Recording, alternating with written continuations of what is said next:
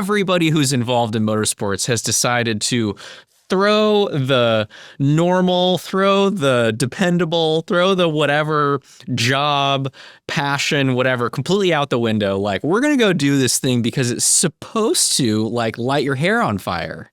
We should at least be willing to explore what the rest of the options within our domains are. Okay? Well, then let's think about what would actually be the most awesome way for this to go.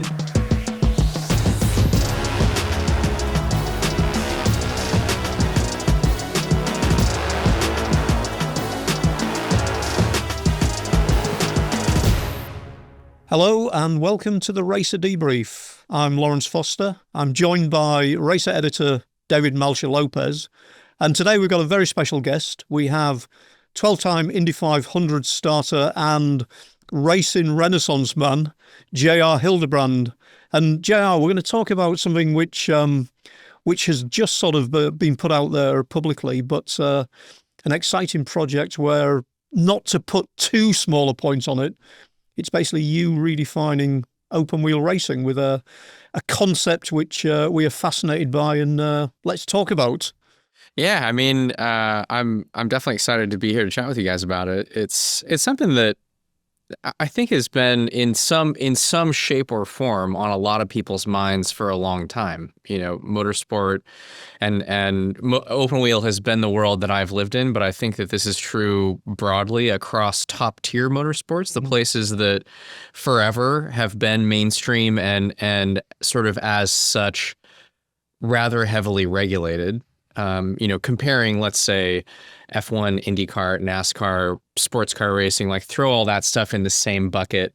And then, you've got, Pikes Peak and Bonneville and things that are the complete opposite of that, being something else. But among these mainstream things, I think from my perspective, it's just an objective fact that they have stagnated in terms of what they are, basically, for something like 20 years now, basically, like for kind of a long time. And that there are some reasons, I think, why that has occurred, which is part of what I want to put forth through this project. Right. Like, I think regardless of whether you read this and see these pictures and agree with this point of view, I do think that there's fundamentally we have to, in our sport, acknowledge the fact that we are not doing the same thing that we were certainly in like the 60s and 70s, let alone in like the 90s.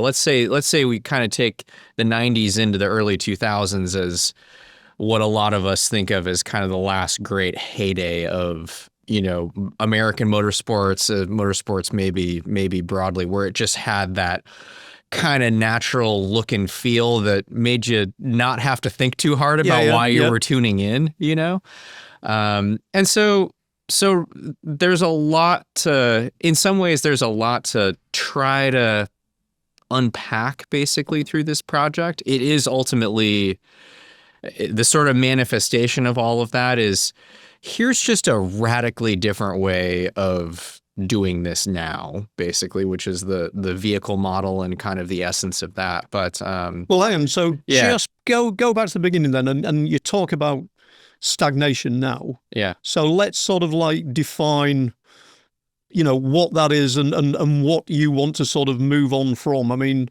in terms of, I know we've got it where, IndyCar has been sort of iterations around the same car since 2012. We've got it where, F1 cars are getting bigger, ever more unwieldy and sort of like, again, iterations around a point. But just what to not put too fine a point on it, what is wrong with top tier open wheel racing at the moment? Hi. Quick timeout to tell you about something special. You are going to want to visit racer.com/bundle. RACER just dropped a bundle for real motorsports fans. It includes RACER Plus, the new streaming home for everything from WRC and Dakar to DTM, Crandon, the Isle of Man TT, drifting, and even these podcasts, all in one place. You name it. This is a full spectrum of racing, from grassroots to global, off-road to electric, 2 wheels are for, and it's a spectacular deal. Head to racer.com/bundle to sign up now. All right, back to the show. Well, and I don't, for me, honestly, I don't look at it as like right and wrong even kind of. It's just like what's happening. Yeah. And for me, a big part of it is, and again, I think this is across the board. It's not just in open wheel racing. I think open wheel racing maybe is among the places that it's most obvious or something, or it's most front and center. You talk about, IndyCar has been using literally the same chassis for, a decade plus now. That's a pretty explicit example of stagnation, right? But I think in my mind, this starts something like mid-90s. For NASCAR, it was actually much earlier than that. It was late 80s, early 90s. The fastest lap around Daytona was Bill Elliott in like 1987 or 8 or 9 or something like that, pre-1990, 211. They have not gone faster than that ever since. There are other places where they've allowed the cars to build up speed and then they knock them back down. The reality of it is certainly today's car is not setting any track records anywhere. This is RACER, your all-access pass to the best in motorsports, performance, and car culture. Get RACER Plus for live races, extended highlights, breaking news, and fan-favorite build and enthusiast shows, all in one place. From Formula Drift to off-road mayhem. A full-blown nail-biter. Supercars to grassroots brawls. Garages to rare collectors. Stream it all, anytime, anywhere. This is about machines and the people who move the culture forward. And when the screen fades, the story continues in RACER Magazine, a collectible trusted by champions, creators, and connoisseurs. Every page, a deeper dive into the soul of speed and performance. RACER Plus and RACER Magazine, the ultimate bundle. Built for the obsessed, powered by passion. I mean, just going back to that, there was a pretty fundamental reason for them getting paranoid about the speed. When Bobby Allison basically takes down most of the fencing at Talladega, 200 miles an hour in insurance policies, basically. Yeah, so again, like I'm not saying any of this to say the wrong choices have been made about these things or something. But I think it's important that we at least, again, just acknowledge the fact that for quite some period of time, I think for open wheel, you'd say it's more late 90s, early 2000s. You've got kind of the early 2000s kart era. You've got the early 2000s F1, V10 era. For all intents and purposes, those cars, if you just threw modern tires at them and fuels and whatever, are as fast as today's cars are of the same variety. I mean, you're talking about, that era of F1 car even, they're still on grooved slicks. Yes. Come on, like there's lap time available here that, maybe didn't exist back then. By doing nothing from like a technical point of view, like no major advancement of any time, just tweaking what they had available to them. That from, so pick a category, pick a year, pick a particular time, whatever, but somewhere over like a 10-year span, most of mainstream motorsport got to a point that we have not yet really, so for 20 plus years now, 25 years or something, we've not really figured out. I don't think we're fundamentally grappling with that particularly. Right. Like, I don't think there is an acknowledgement of the fact. I personally, really as a fan, I think that, and this may not be true. This may just be the, sort of the perception. Their perception of it, your feeling about it or whatever. But I almost feel like we've migrated into a space where the championships are almost trying to pull a veil over the thing to kind of make it look and feel like this is still about the outright pursuit of speed. Right. Yeah. When it's just not. Like, fundamentally, that is not the case. That's not what we're doing. But should it be? Well, and I guess where I think the distinction is I don't think at a mainstream level that it can be because of the things that you mentioned.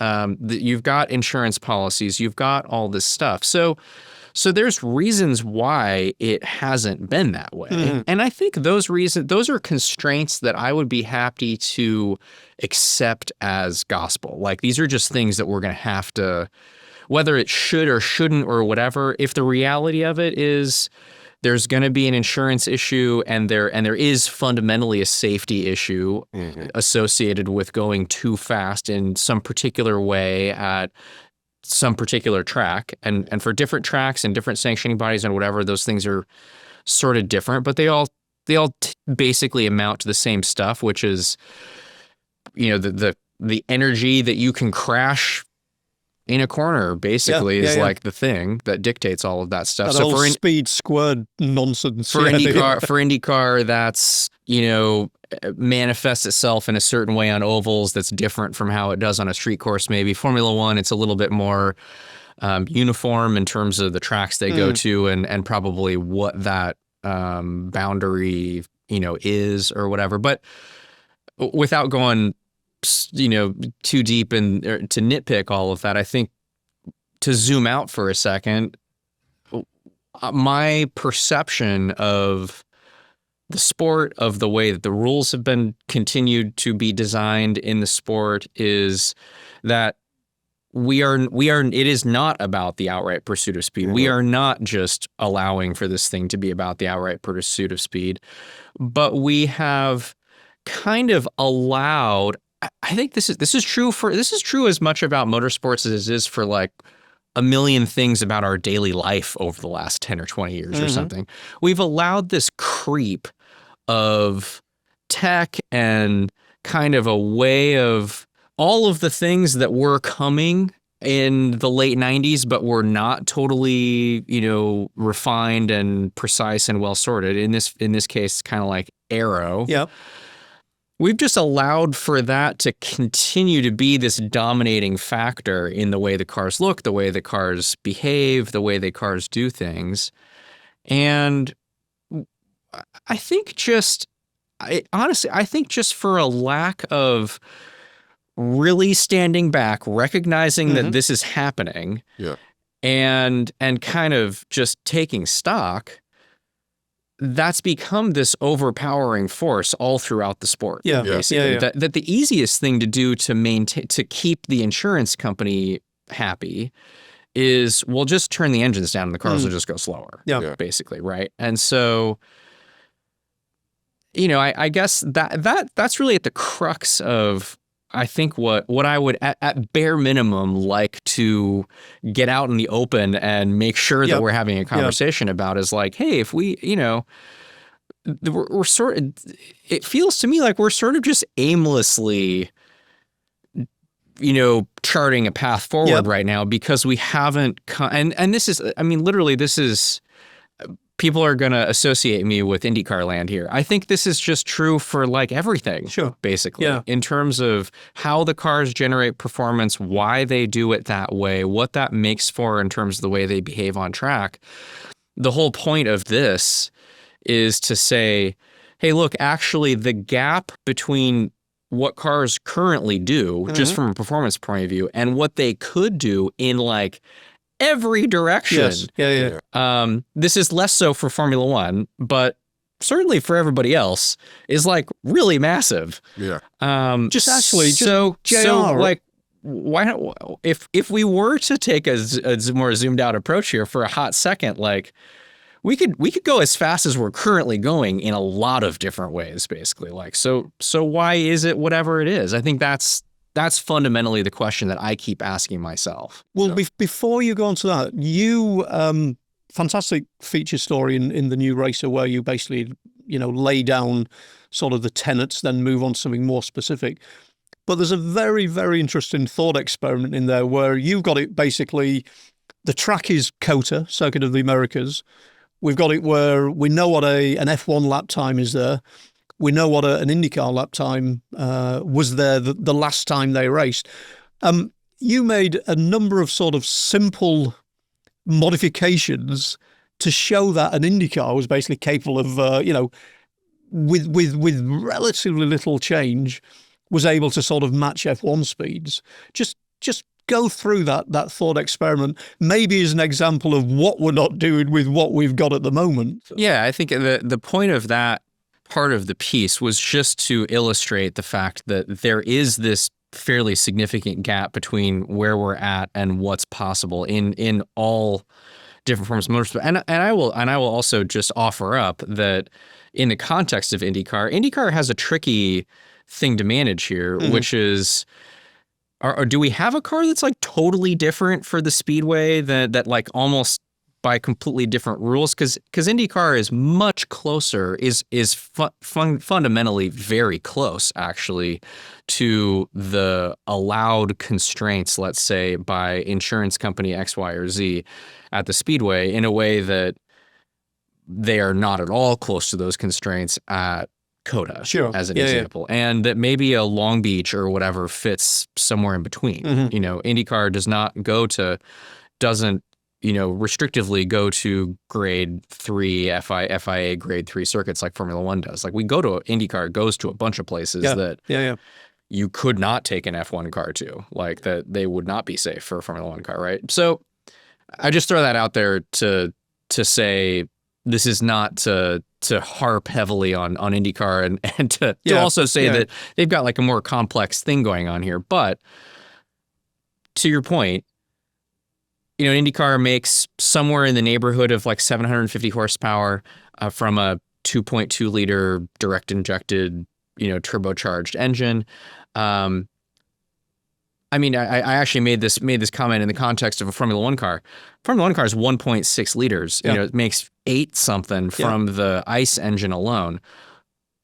What I mean, what universal thing is keeping a Formula One engine from being 2.6 liters or something? Like, it's not like that's suddenly this giant thing that doesn't fit in the car and is super heavy or something. We're not talking about, the macro differences that you saw in the 80s being required, like some, in order to make more horsepower, you've got to have like a Top Fuel dragster sized motor in it or something. Qualifying hand grenade. That you could in essence easily, even in the context of Formula One, you could easily produce a car that just made 500 more horsepower at in essence, no significant technical or engineering difficulty to anybody who's there to do it, right? Like the at this point, the technical and engineering difficulty associated with these things is with Formula One, with IndyCar, in the areas where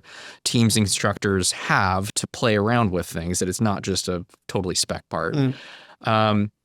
Is just the technical and engineering difficulty associated with beating the other guys, like doing a better job than the other guys because they're all in essence doing the exact same thing. So they have to find all these little tiny micro ways of doing it better. But in this sense, if you just decided tomorrow, like, hey, the current Ferrari powertrain is just going to be spec for everybody, but we're going to increase its displacement by a liter. That's like a 60-something% increase in displacement. Like, you can't tell me that the car wouldn't just tomorrow be way faster. Like, that would just be a thing that would happen. So in the IndyCar to Formula One analogy, I think, is an interesting one because the difference between them exists in every facet of the car, basically. Like, an IndyCar doesn't make as much horsepower.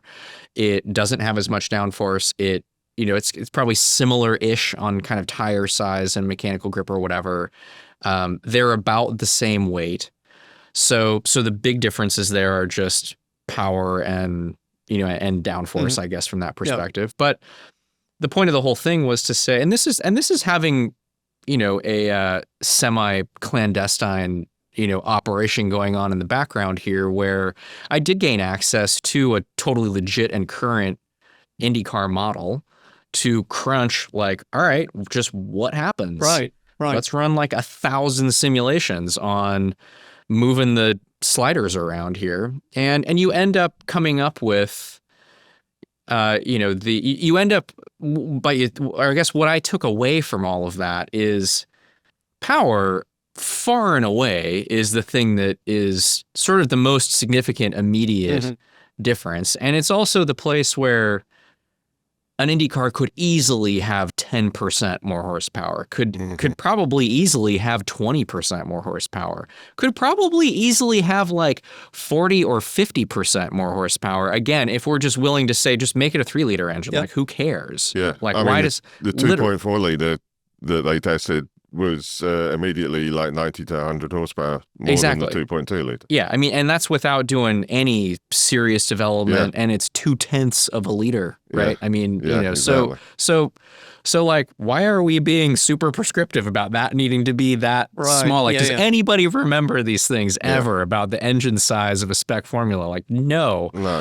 It's especially annoying when we feel that the hybrid's just there to say that they've got a hybrid. It doesn't add anything to this. So then, so then drop the weight, drop the weight again. I mean, and we're talking about dropping the weight basically back to, let's say, what the GW12 originally was. Those were the days. Like that, that say, all right, and maybe that's a trick to accomplish here. Like but that's an even greater swing in that direction than I sort of took, in terms of working these numbers in the piece. But it is in essence to say, well, let's not go too far out of our way to completely redesign the thing. Give it more power by just establishing an engine formula that allows for the base engine to build more power. Like I'm thinking about these things in the terms of just everything is spec and you're just, tweaking things around.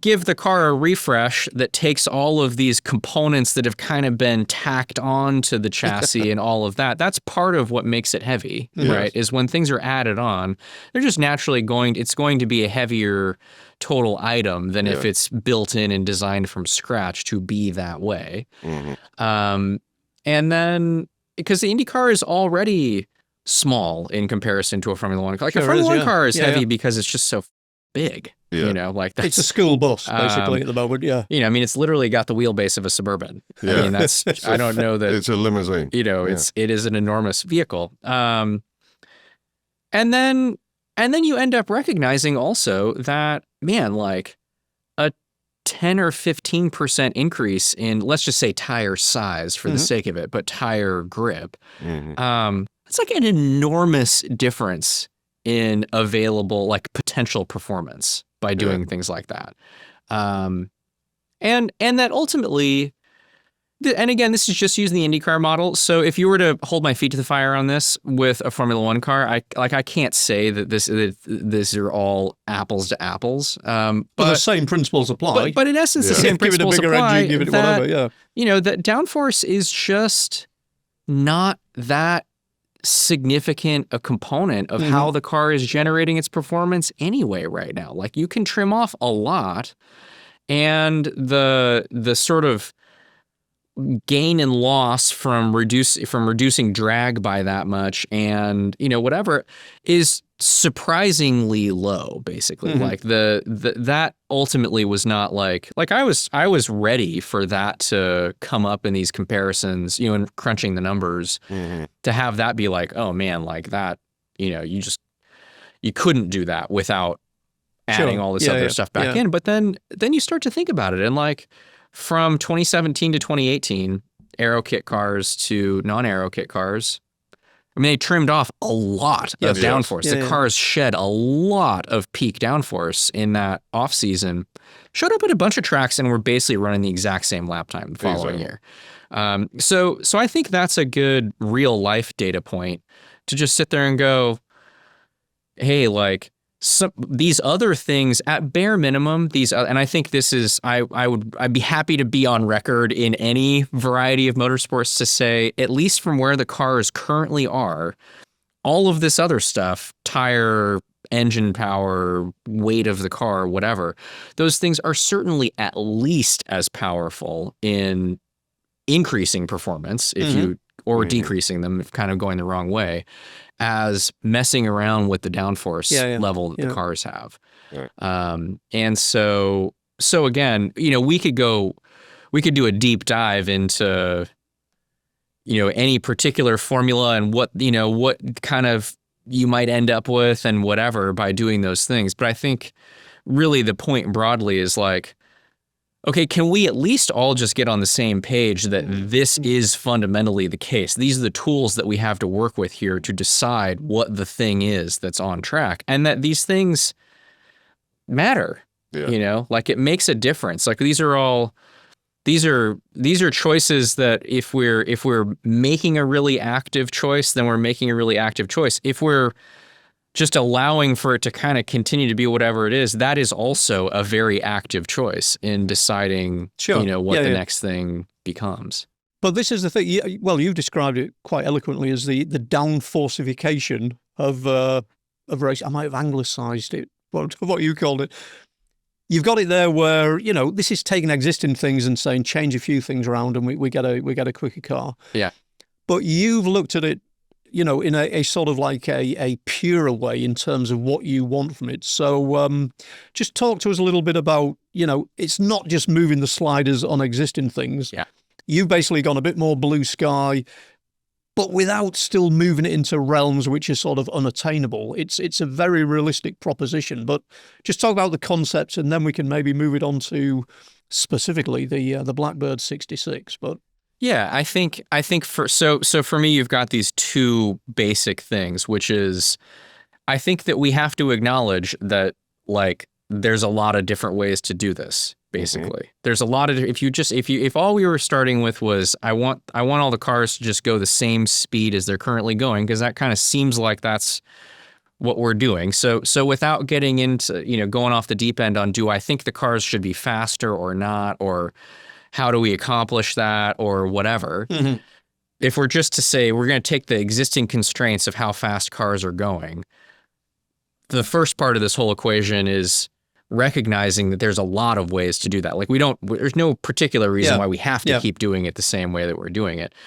The second part of this for me is, okay, well, then let's think about what would actually be the most awesome way for this to go. This is the awesome word. Yes, here we go. I mean, what are we doing if that's not if that's not the lens through which we're trying to solve this problem or answer this question, right? Like we could all be whatever. Like we've chosen to do, in essence, a high risk thing. Like everybody who's involved in motorsports has decided to throw the normal, throw the dependable, throw the whatever job, passion, whatever, completely out the window. Like we're going to go do this thing because it's supposed to like light your hair on fire. That's what I was thinking about this the other day, like, why do I have such a crazy, and I was like, because I grew up in the 90s. Like I grew up going to Sears Point, watching, NASCAR cars pounding that 3A curb every lap, like up in the air, just looking like total bags of out there. But like, it was the coolest thing ever. John Force, like half pass burnouts, it was just a completely ridiculous. And then of course, kart at Laguna, growing up in Northern California, where the car doesn't ever get straight all the way from the corkscrew to like halfway down the front straightaway. All you got to do is watch that Colton Herta onboard from a couple of years ago when he drove his dad's car. And it's okay, like what are we doing here? And so even off the road courses, Gilles doing 240 miles an hour at Fontana. Yeah. Knowing that one foot is pushing the other foot onto the throttle. And so you have like all these data points for things that have existed. Yeah. If we can agree that actually we could just design this however we want. Like we're not fixed in this thing that we're currently doing, then I think the provocation that I would like to put forth here is like, let's for everybody, for NASCAR, for sports car racing, for F1, for WRC, literally everybody that is not open, like the rule sets define the way the cars behave, as opposed to the places I mentioned earlier where it kind of just ends up being whatever it is because it's so open.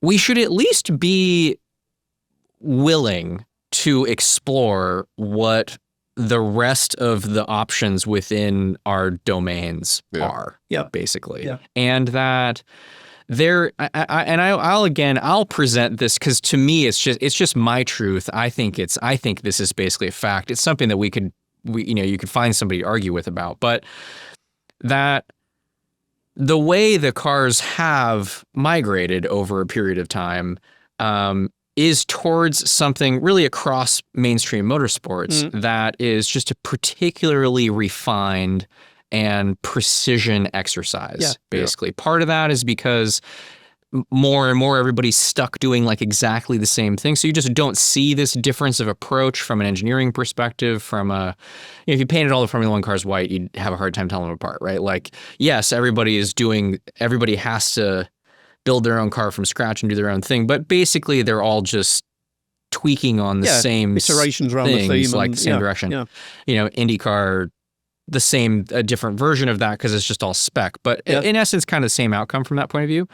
And because of these high downforce formulas, particularly in places where we've also pulled the power back, it's just not it's not radical in any way. Yeah, basically. And so I guess that was kind of my transition towards this particular vehicle model. Was part of I think the solution here is just start peeling downforce back and whatever. And if the only outcome of doing all of this was we just ended up with some cars some vehicle formulas over the next 5 to 10 years that were like in that direction, like I'll take that W, right? Yeah. But for the motorsport that I am after here, that I grew up expecting to be a part of when if I ever got to the point that I became a pro, my vision for what that was when I was a kid was like, oh my God, this is just going to be the craziest ever. Right, when you're coming through the 90s, you're seeing it on that kind of trajectory, right? And it's not strictly because it's not just because Jill's setting the closed course record it's because you just go see the things and they seem wild. They are extreme machines. You're just sitting there like, this is some that for sure not everybody can do. Yes, precisely. The Formula One driver in the 1950s, great driver, Tony Brooks, sometime in the late 70s, he told our own Nigel Roebuck, to be worth watching or driving, a race car should have more power than its chassis can reasonably handle. And that's just been my guiding light ever since. It's just it's a funny thing that, so there's so much of this project that has been inspired by a 90-minute call with Dan Gurney. Right. And a couple of the things that were it was just such, it's like this conversation, parts of this conversation, some part of that conversation pops into my head like every day. Part of it was obviously, the kind of the leading line here, which is just take the wings off and give them an engine that sings. But that was actually after this long line of discussion around, we got on the call, and his first question to me as the one leading the call was, are you a fan? Right. Okay. And and I was kind of like, it's weird because you almost get baited into feeling like you're supposed to grow out of that. Well, when you become a professional, I feel like, when you're operating within the paddock, you're not supposed to be like starstruck by other guys, or you're not supposed to be, you're just, it's about the job at hand kind of, and you sort of somehow manage to convince yourself that that's what it's supposed to be about or whatever. And so I felt a little bit of like a weird insecurity when he asked, because I was racing full time when, we had this conversation or whatever. And I was just like, well, yeah, but maybe a little less emphatically than I would have, than I really felt. I was like, well, yeah, hell yeah. Like, I'm a total fan. Like, I love watching all this stuff. Which, by the way, Dan always was as well. Yes. And he basically was like, good, because it was clear in his mind that if my answer to that had not been yes, that we would not have had a conversation, that there was not a conversation to have, basically. He was just going to be like, he was talking to the guy who would iterate around the thing. I got better stuff to do for the next hour, Exactly. But JR, it's obvious from you starting this discussion today, that, as you say, bringing back the awesomeness, you're seeing the awesomeness from all sides. You know, as you say, the kid who was besotted by, you know, almost out of control cup cars at Sonoma. Sorry, Sears Point, he called it as well. Yeah, there you go. no, That's where it how goes. old school You know, it is. to somebody who also obviously is dialed into what you want to get out of it from, you know, the driver's perspective. Yeah. It all comes back to basically you want it to be awesome from all angles. Yeah, and I guess I think that, and so the point that I was going to make about talking to Dan, or his point really was, he kind of dug deep. I mean, he had time to prepare for this conversation we were going to have, and kind of knew what it was about. That he had clearly become quite introspective about it, which was basically that even for him, it took quite some time to be removed from the 24/7, 365 head down, I'm here just to kick ass against the other guys kind of attitude, to really pull back enough to look at it again from a fan's perspective, like what actually really matters here. And one of the really, I think, critical parts of the whole discussion with him was, he was like, you know, there are just these obvious things that always make motorsport better, that for the entire history of motorsport have been a part of what make it great, which is this, you know, the human aspect of it being exposed on track, basically. And that being so obvious and apparent that you can just see it with the naked eye. Like, it's not something that you need to be able to be sitting there with sector times and all the rest of it to pick out like who's doing what.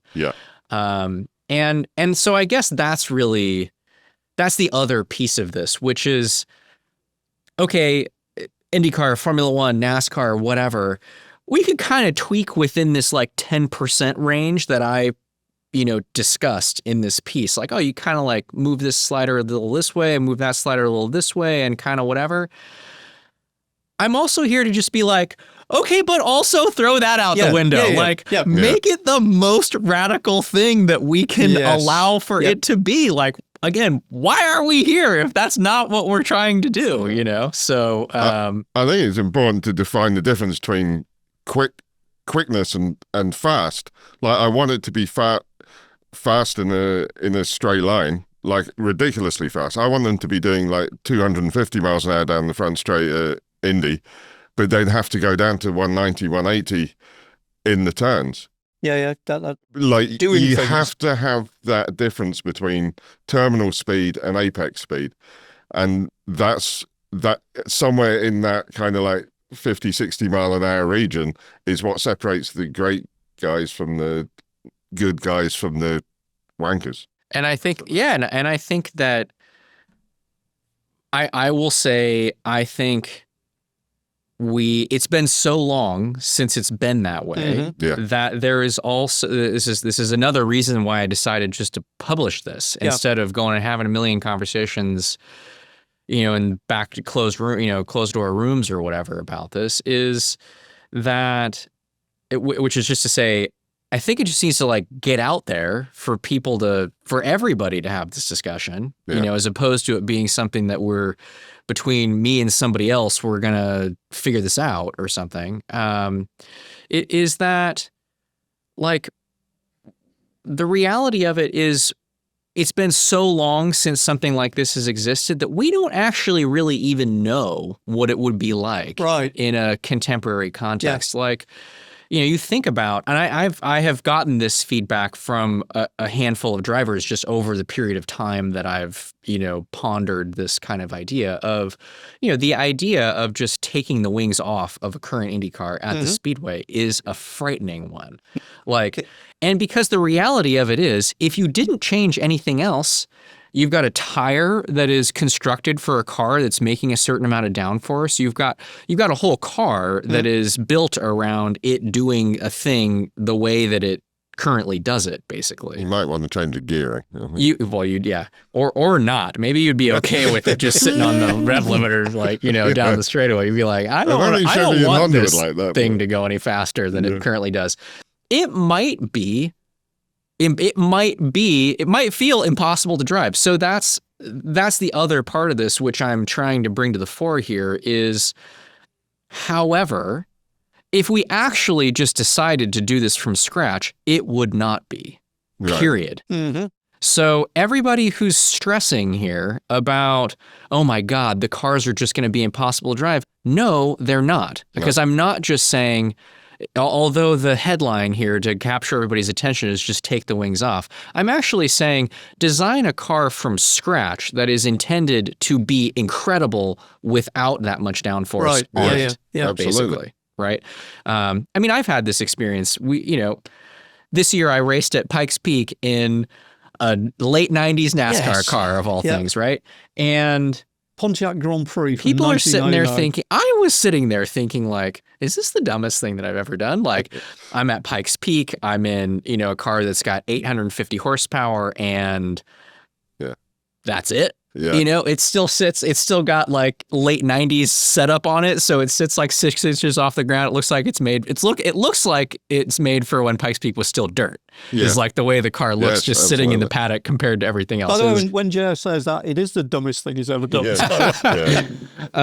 I'm okay with that. How are the brakes? They're okay. Because if you go off the edge, it's a long time before you hit Yeah. something. Yeah. The brakes aren't doing much good for you at that point, one way or the other. But it's got 4 square 330 700R15 Hoosiers on it. Mhm.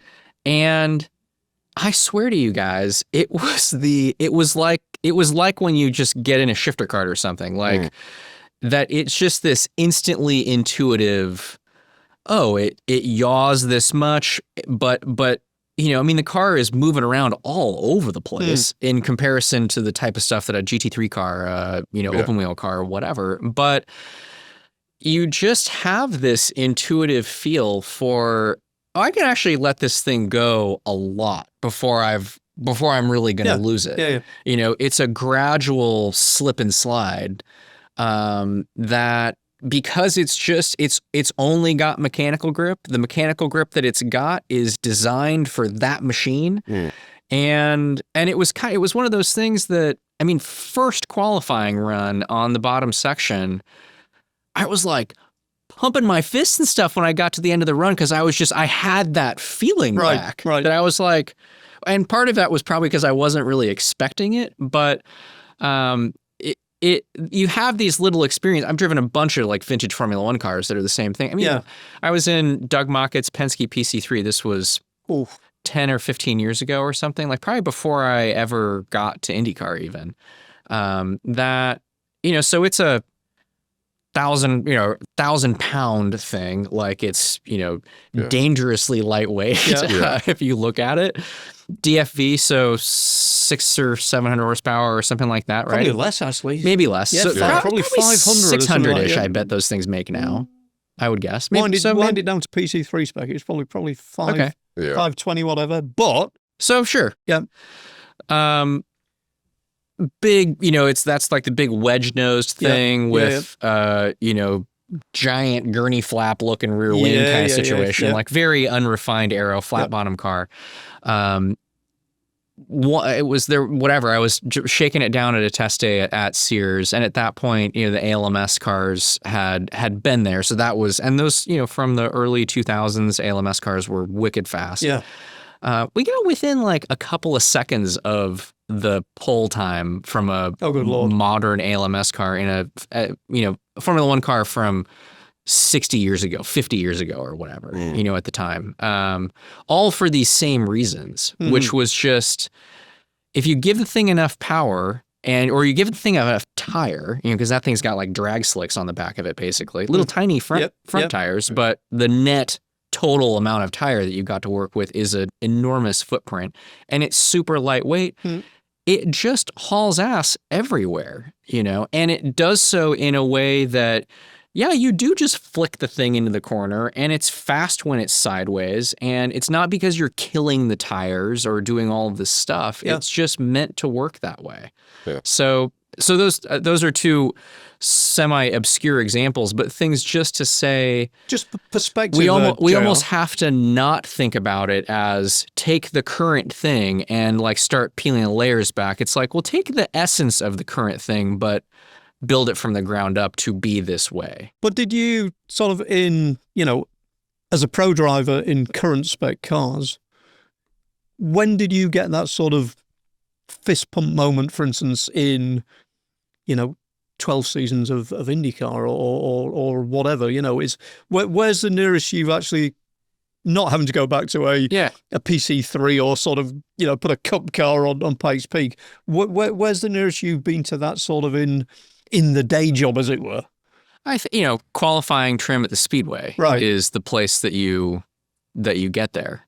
Yeah. Right. And it's not to say that you don't have those kind of moments when because a lot of it is just, you kind of get to the right mental and emotional place where you're just kind of at your best and it feels totally in the moment and you're completely reactive. People describe that as being in the zone or whatever, but it just is. It has been the case in my experience anyway, that certain cars and cars that behave a certain way, you just fall into it because they're so radical in some way that you're kind of just immediately like in reaction mode. No matter how dialed with the thing you are, you're sort of just, it's such a physical dance with the car. Whereas I think a lot of modern motorsports, it's such a precision thing. And with all the downforce,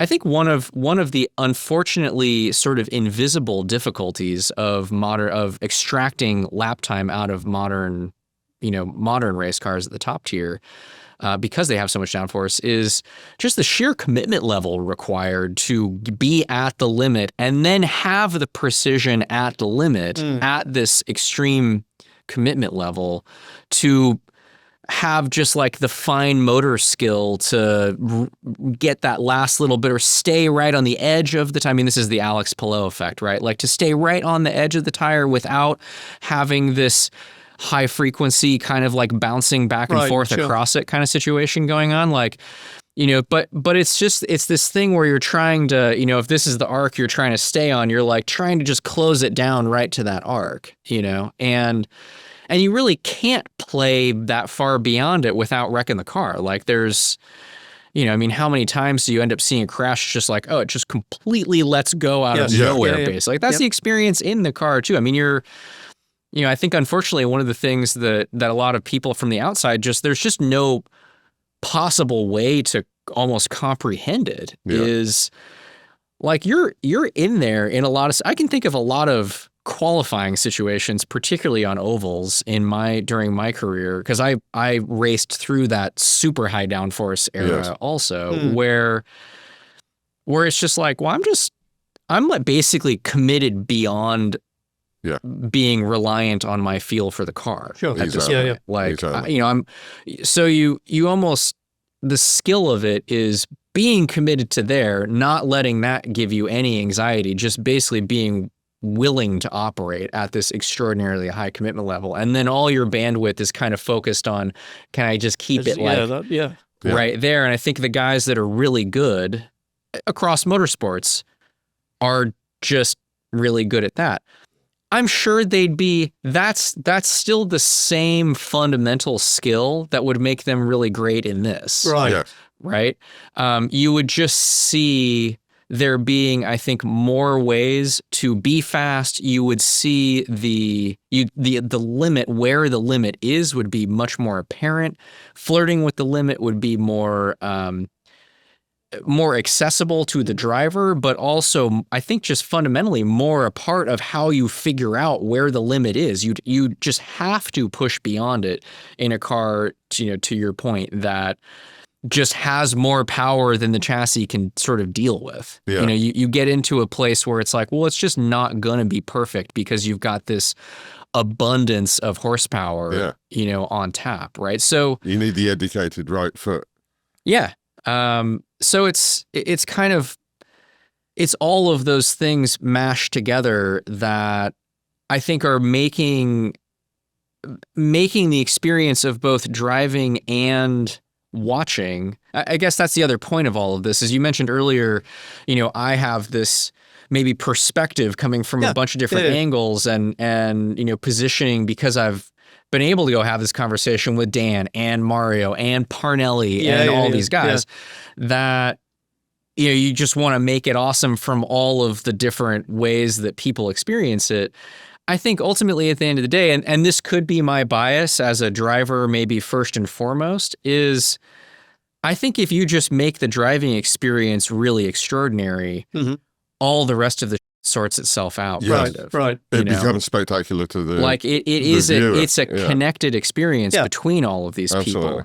Right. So, I mean, in some ways I think that's actually a thing we're like overthinking a little bit. Like we're trying to, we're trying to come at it from the fan experience perspective, and we're messing with all of these things about the fan experience, but leaving the driving experience untouched in the whole situation. It's kind of like, well, absolutely. The more these things are intuitive to each other, like, the more it just fires off. And I really do fundamentally believe that that's true and would happen.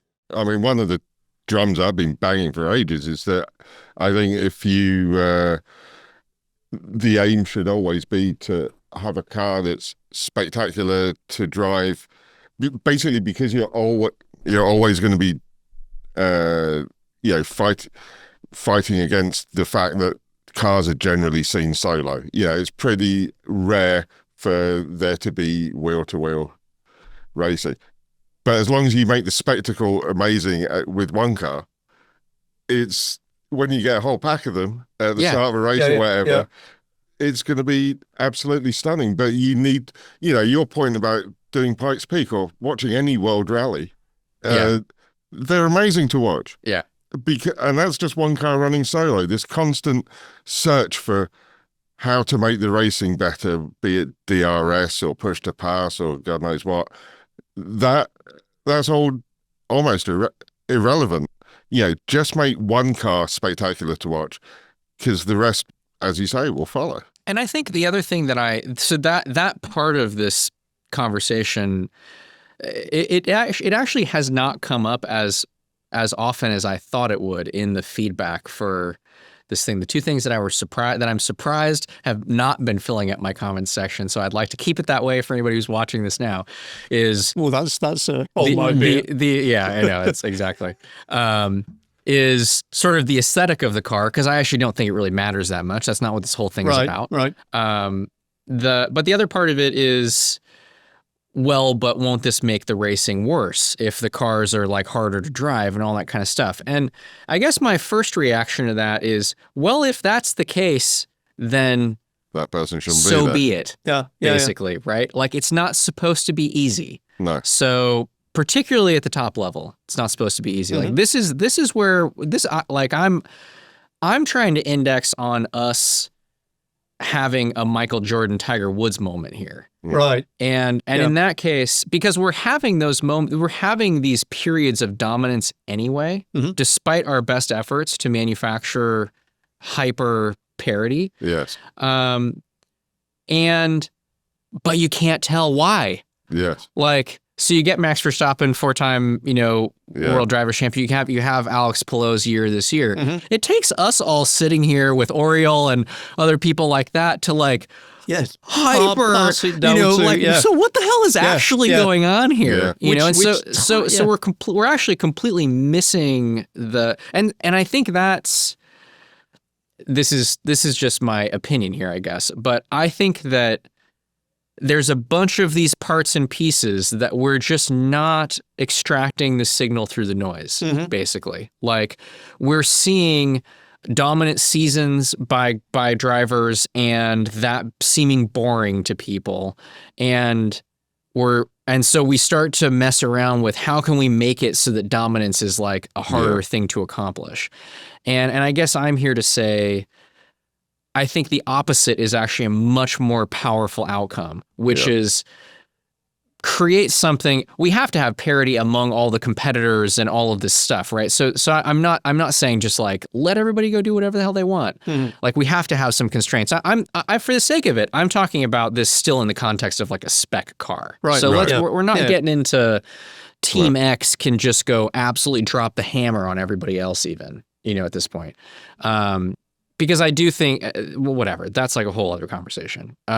Which we should have. I'm happy to have, right? Because I have some, not today, but I have some thoughts on it. But the spec word.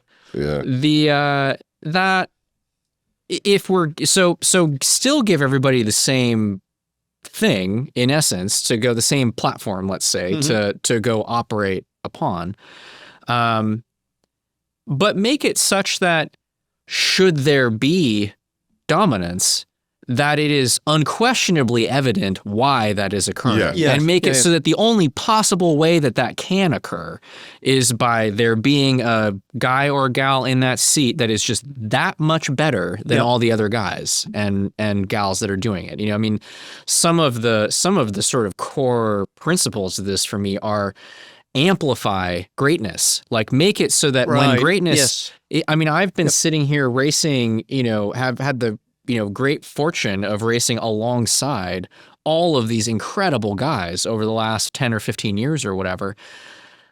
I mean, I don't want to be a downer about this, but I think there's a bunch of those guys that are all of the guys of this current generation, basically, that are going to go down with us not ever really appreciating how good they really were. That's a very good point. Because we can't tell them apart on track. So it's like amplify greatness, unmask the individuality of the drivers, allow for the thing to be done in some different ways, and such that you can actually tell the difference between the way that one guy, you can tell the difference between Alex Palou and Joseph Newgarden, going through a corner at Long Beach or whatever. But wherein both of those guys could be sitting on the front row next to each other, and you'd have seen them doing things like fundamentally a very different way. Absolutely. Well, hang on, just to like expose the humanness of this whole thing, like let that be radical enough that when somebody is truly great and is dominant, that we have no choice, but like that's a thing that is celebrated and transcends that particular little part of the sport. So basically, that's the results if you want to see that. You also, as you say, you want to see something that frightens children, and et cetera, et cetera. You've already said this is not about moving the sliders on things that exist now, but you've also noted that there are probably multiple ways to get into that result. But let's talk specifically about your way of getting to that solution. Let's talk about the Blackbird 66 specifically, but also the things that inform the Blackbird 66. Your solution. Yeah, I think so. My take on this is, we should at least be exploring the outer limits of what we think is possible in these kind of thematically different directions, right? And so for me, a part of this is frankly that like I actually don't, to go back to the very beginning of the conversation, like I don't actually really think that the outright lap time matters that much. Yeah. Like we have in essence kind of decided that it hasn't mattered that much already, and we have these constraints to push up against, that we're pushing up against in terms of insurance policies and all the rest of it, that sort of sit there and say like, well, like how whatever, that's not something ultimately that we are dictating and in full control of one way or the other. So it's how the speeds generate. Yeah, it's how the speed is generated. So to start with, just for the record, I guess, I've gotten a little bit of pushback from like F1 world of, well, there's no way that something like this without any downforce, could possibly be as fast as a current Formula One car. And I guess I would say we don't know that with absolute certainty, but I also don't think it really matters that much. Like that's really not the point. I think if you had something that had 1,250 horsepower in qualifying trim and giant meats and weighed like 1,500 pounds, you wouldn't look at it and think, oh, that's not faster than the current thing, right? I hate the lack of Venturi tunnels. Yeah. So by the way, anyway, your pushback from Formula One, don't forget, there's each one's employed 100 aerodynamicists. There are certain vested interests here. Exactly. And also, I think the way that you're tackling this is very much like Gordon Murray is with his road cars at the moment, the T50, T33. It's all about driver satisfaction and purity, and he's not chasing after the 230 mile an hour. Like if we are just to accept the fact that we live in a world of abundance for all of these things, then what really matters? Well, the experience matters. Yeah. Like that's, is where we could have this conversation. It's the exact same thing that's happening in the automotive world. Like, when every car goes 0 to 60 in however many seconds, or, is a 200 plus mile an hour car, I mean, it gets to a point that actually becomes less enjoyable because they're all built for this thing that that actually doesn't matter. Like we could sit here and argue whether it matters. It doesn't. So whatever. Anyway. On that road car side, it's basically I don't want a Veyron. I want a Caterham 7. Yeah. Because of basically what he's doing. Yeah. And so with this, it's to say it's a few things basically. It is get the thing as light as it can possibly be. Design it from scratch to have very little downforce. I'm not here to say unequivocally that the thing should have 0 downforce or that it should have no underwing or no nothing, but it certainly shouldn't be built that way. And as far as I'm concerned, for anybody who should take an interest in this, why not explore a thing that literally doesn't generate meaningful downforce? Like, these are all things that we can figure. Is it extraordinarily unstable because it has no downforce whatsoever? Like maybe. So whatever. Then you check that box and you add some back in or whatever, right? So that's the first thing to say is I guess generally here, though I have for the sake of it come up with a fairly specific concept. My point of view on the exact specifics of a real-life version of this car that should exist for any particular application are somewhat loosely held. Like, that requires applying some constraints to say, we're making a car to go do this. And so that would then dictate some of what it is. But the essence of it is remove downforce as a mechanism for how the car fundamentally generates performance. Give it an incredible amount of power that is just on the upper limit of then requiring like science and engineering that is, beyond the ease of, we'll say, a Cosworth or an Ilmor or an HPD or an AMG or a Ferrari or whatever to produce. So make it attainable, but within that, those boundary conditions, give me all of it, basically. And in the context of thinking about something that is built for a particular type of application, make that tunable because that's what we're all doing here anyway. And match the tire width so that it accounts for dropping a ton of downforce off the thing and making the thing extraordinary as opposed to impossible, basically. So whatever that, so in this case, it's kind of like, it's been a long time, but there have been professional race cars that had 500 plus millimeter tires on them. Like this is a thing that has existed in our, semi-modern era of motorsports. Like, okay, like I'm just gonna consider that among the, within the parens or whatever. Like this is a part of the domain that we can operate in. With the idea being that I think something like that almost unquestionably is faster than a current Indy car is. But by completely different means. Doing things in a completely different way, wherein your low speed cornering is probably the same, if not in some cases faster, because it's so light and it's got so much tire. Your high-speed cornering gets knocked down, but where the car behaves like a go-kart everywhere. And has that ability to exceed the limit, get it back, know where it is, continue pushing up against it. If it's not laying black marks all the way down the straightaway when the tires are cold, then we got it wrong. As you said, Joe, you've not sort of gone massively into the specifics. It's more the sort of like, this is what it should have. But the case study for the Blackbird 66, 1350 horsepower from a 3.5 litre V10 with a couple of turbos. Yeah.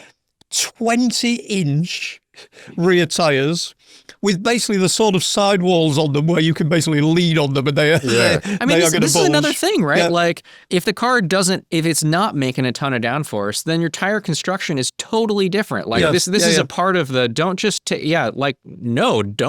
the wings off a current Indy car and just send it out to go qualify and see what happens. Like it probably will just lose it in, like there might not be a way to, I don't know. There might not be, I'm not suggesting that somebody tries that, you know what I mean? This is kind of like, these are all parts of the equation to say, look, like if you really peel all the layers back and you can design from first principles, then the number of different options that you can kind of bring in to cover off these things that might otherwise be, concerning basically about, the way the thing goes. I mean, I think it's more likely, and we'll just talk about it in the context of IndyCar because that's what's kind of on everybody's mind here anyway. It's more likely that what I have, suggested here in its exact kind of specs and form is too fast, basically, to be the current IndyCar, right? Like this is probably a thing. This is a thing that goes 200 plus down the front straightaway at Long Beach, is probably about as fast through all the corners. The braking distances are longer, but if you're giving it that much tire and you've trimmed that much weight off of it, it's going to absolutely haul ass, everywhere. By the way, that's you, Dave, saying no, it isn't too fast in that.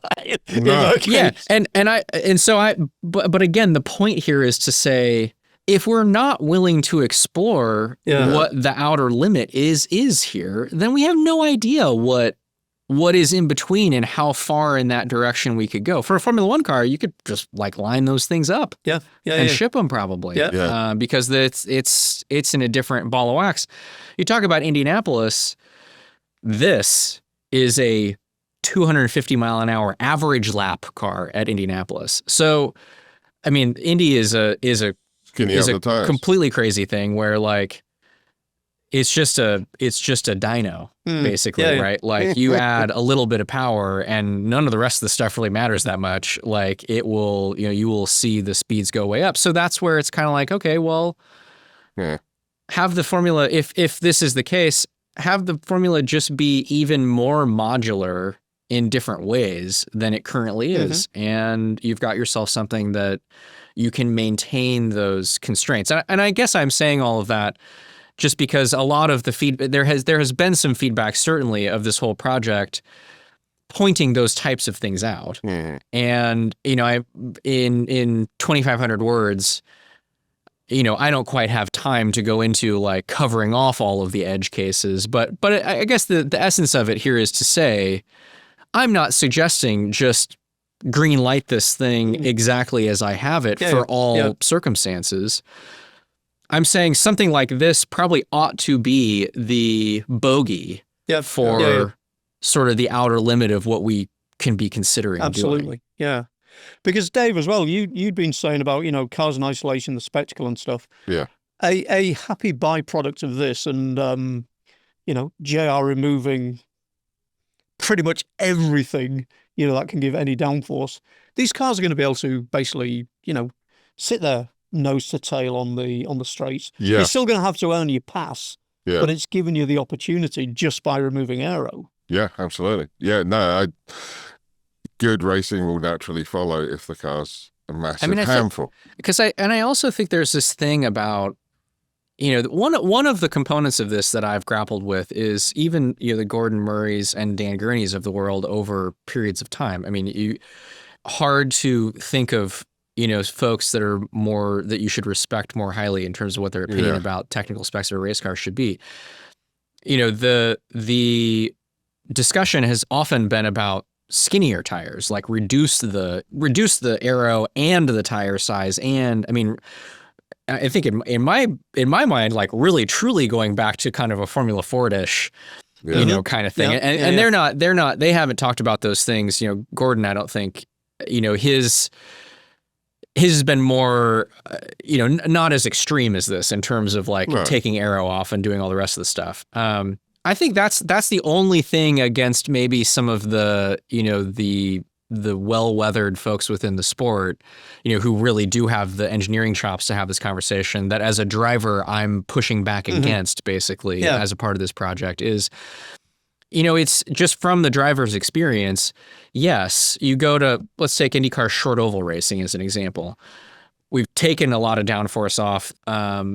You do get the odd circumstance where you have high tire drag and you see the racing from the outside, sort of gets better. Just in the context that you see more passing start to occur in that situation, right? And I think that, and this is not to put words in anybody else's mouth, but I do think that that's kind of a core part of the idea behind skinny tires and less tire grip is, well, if you that once you get high drag, then that mechanical disadvantage basically far outweighs whatever aero you've still got in play at that point. And so you start to see cars moving around. So I think my perspective on this is just slightly different, which is when you do get in a car that has really great tires, though, that's when you feel like you can go attack. Right. And so I want that like attitude in the cockpit from the drivers, but with the ability to follow closely and still have the cars be hauling ass for all intents and purposes. Like I want to see,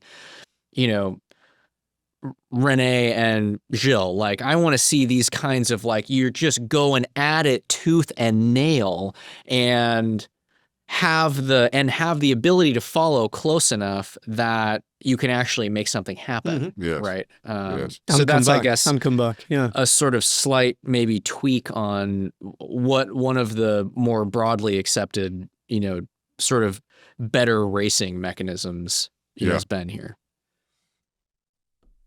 Dave, you was going to make a point. Yeah, and it wasn't. It's just a point I wanted to make rather than put to JR, but I'm sure he'll comment on it.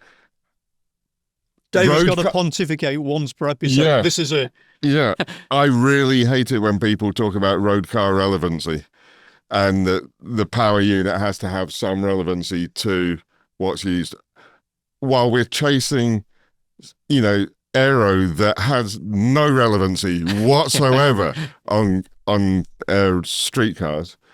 And yet, there shouldn't be an issue about using that. Sorry to come back to Gordon Murray again, but that V12 built by Cosworth in his car, that's a road car. Make it relevant to that road car. Yeah, we don't need 1.6 turbos. We don't need 2.2 litre turbos.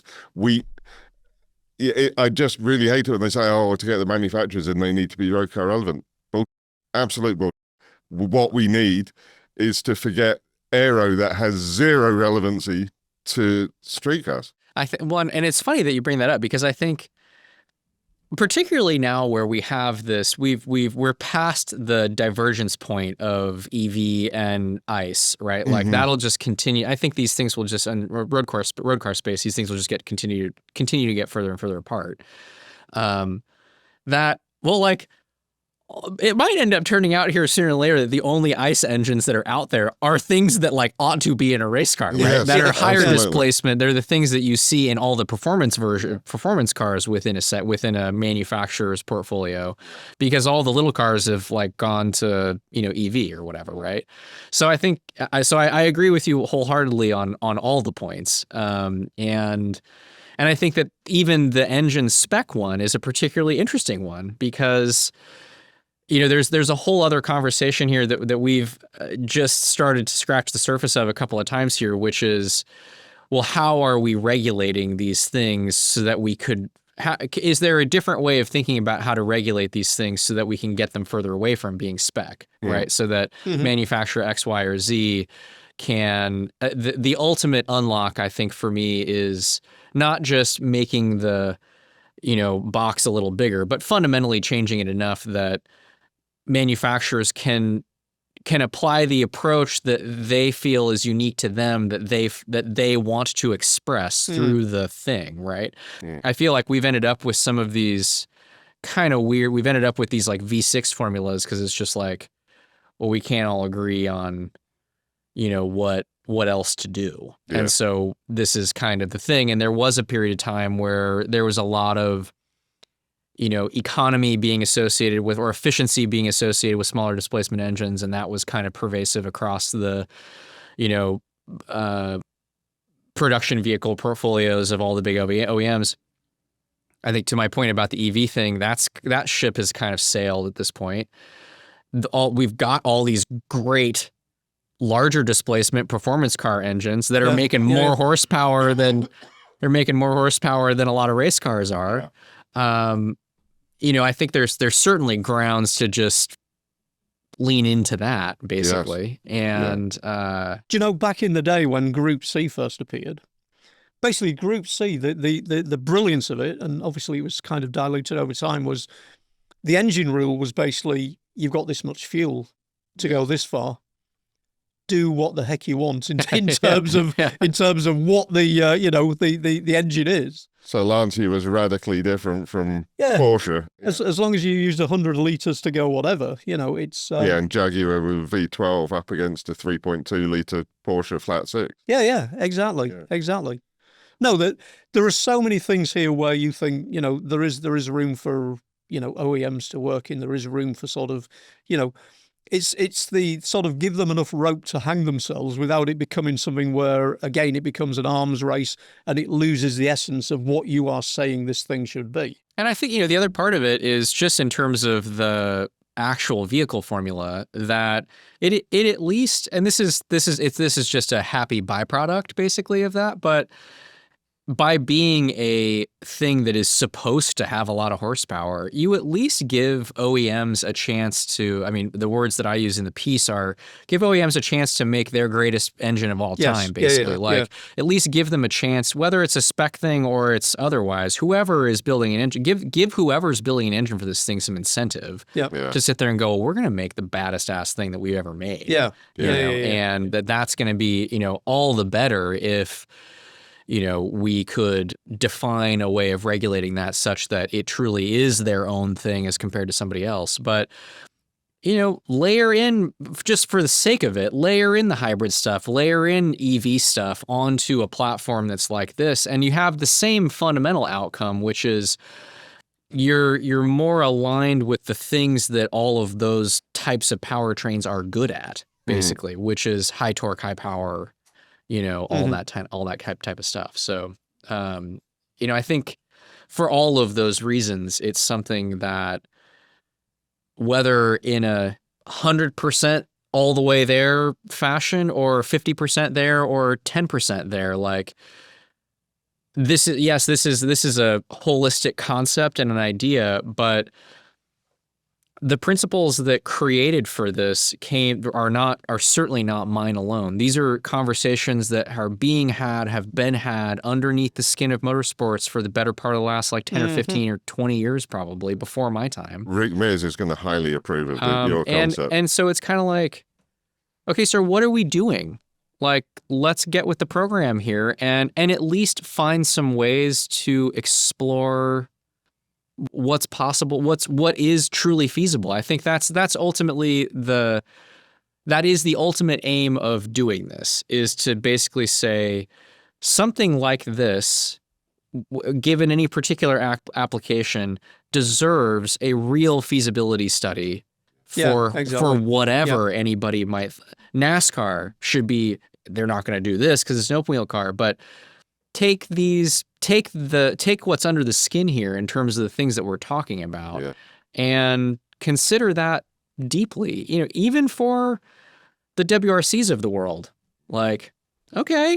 How much further in piling wings on the thing are we going to go? It's wicked. Don't get me wrong, but they're going to be up against the same at some point here. The car's going to be too fast in some particular way that you're going to end up against a wall where there's nowhere to go with it. Aero is the death of racing. of competitive racing. I don't like the way MotoGP is going either, with its funny winglets and things. I don't. It's still entertaining because it's MotoGP, right? And But because those braking distances are so long, Yeah. narrow tires, etc., etc. But yeah, no, the worst. I think it was Mears who said the worst thing that ever happened to racing was wings. And I think my final point with that, because you brought it up, is it makes it feel like, as somebody who just cares a lot about where this is all going, like I want the thing that I've spent my life passionate about to matter still going into the Yes, future. exactly. Basically, right? Like you want to feel like you've invested that time and energy into something that hasn't just gone to, and you know what, and like whatever, it's been great as it is. And the world of motorsport, exactly as it is today, it's better with all of those things exactly as they are than without them, I think. But I think the vibe that it gives me as a fan is that we're just kind of creeping toward, we're in some version of like the end game. Yeah. You know, and that because it's not changing, and it's not evident that it's going anywhere different. And it's not evident to me that there's something that I'm supposed to be looking forward to that's 10 years down the road that is any different than what it currently is. Like if you were just to take stock of what Formula One is, what IndyCar is, what NASCAR is, what sports car racing is, they're kind of in this, like, they're in these weird loops of their own that they're just kind of on the treadmill. And for me, at least, and part of it's just because I've been staring at this thing for the better part of the last year or whatever, but I look at this and it makes me feel like, oh, if this thing was out there, that would feel like we're just at the launch pad for something completely different and rad in a different way. So I think that's ultimately my provocation out to the world is, let's at least give this some due consideration, given all of these other factors that I think very objectively are the case across motorsports. Well, here's the thing then. It's out there. You've become the catalyst for a conversation. We want it to be more than a conversation. I mean, you're already getting the feedback. You know, it's sort of, it's going to be interesting where, you know, the greatest idea and, you know, an enormous amount of feedback, but it's the point where, you know, this takes on something tangible, this sort of like moves to the next step. So it's going to be an interesting few months because basically we've got to see where this takes it. But hey, JR, in terms of kind of like, you know, being the guy who, you know, confronts this, sort of brings in something which is meaningful, and as you say, is maybe not the definitive solution, but is starting the conversation. This has been terrific. So, JR, closing point before we shut you down. I think it's like, let's just get with the program. You know, and so I think there's somebody out there that there's lots of people out there that I can think of that I think should be taking this into somewhat more serious, you know, consideration. But, you know, even if it's from a more unlikely source, I mean, even just the feedback that I've already gotten over the last couple of days has, you know, indicated certainly that there's an appetite for not only seeing something like this, you know, come to exist, even from people who don't necessarily agree with it, but just on the grounds of like, it'd be great to know. There's too much of a big unknown white space here in terms of what's possible right now. So just on those grounds alone, like, it should be explored. You prompted Bill Pappas to retire. Well, on that bombshell. I promise it had nothing to do with that. You know, but I will certainly say, whether it's been, you know, public facing or on, you know, the back channels via, you know, email or text or whatever, you know, there's certainly been, there has certainly been a hunger showcased for, hey, okay, so what are the next steps here? And maybe those next steps don't come in association with a sanctioning body, and it's more just, all right, I mean, I've been asked more than once, like, where's the Kickstarter for this thing, basically? You know, what can I do to help? And so I think, you know, that's for me to think about now. I didn't want to think too hard about what those next steps might look like before shoving it out there. It might turn out that like everybody thinks this is stupid, and I wasn't going to feel any less, but if vindicated they about think it's stupid, shoving it out there. Started the conversation. But I do think that has not been the response to it. And so now it's time to take stock of that and sort of think about, okay, is this will there become something that is somewhat more official in terms of working on this, or is it time to just conceive some mechanisms for going down that path that are sort of unaffiliated? And that's definitely not outside of my comfort zone. So we'll see where it goes. Well, on that point then, we've started it, you've initiated it. We will be following this closely. This isn't the last conversation here. No. We will wait for theoreticals to hopefully become tangibles, but heck of a start, JR. Heck of a start. Yeah, thanks, man. So thank you for finding the time. Thank you for coming in. And again, we'd love to see what the feedback is from just talking about this now. And obviously, make sure you do get the new Racer and sort of, see what JR has got to say and, ponder and again, join in the conversation. So, JR, thank you very much. Cheers. Thanks, fellas. Thank you.